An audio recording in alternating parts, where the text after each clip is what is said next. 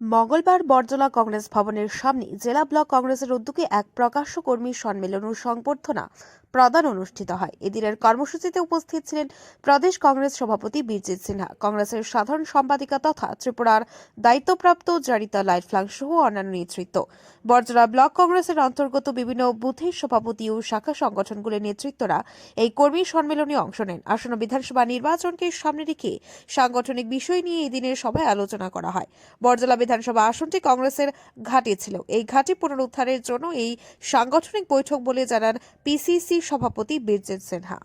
নির্বাচন প্রাক মুহূর্ত, এখানে কর্মীদের একটা মিটিং বিভিন্ন স্তরে, বুথ স্তরের, মন্ডল স্তরের, ব্লক লেভেলে তারা ওই অফিসে মিটিং করার কথা ছিল। মনে হয় বেশি লোক হয়েছে, তার জন্য বাইরে এনেছে। এবং এই বরজলা এটা কংগ্রেসের ঘাঁটি এবং এটা পুনরুদ্ধার আমরা করব।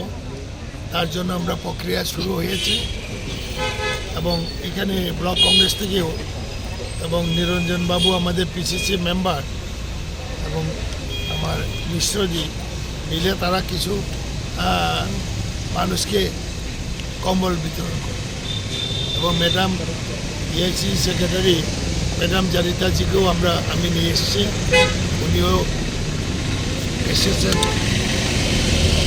এবং মেইন উদ্দেশ্য হলো সামনে ভোটে কংগ্রেসকে জয় করতে, তার জন্য আমরা এখানে এসেছি।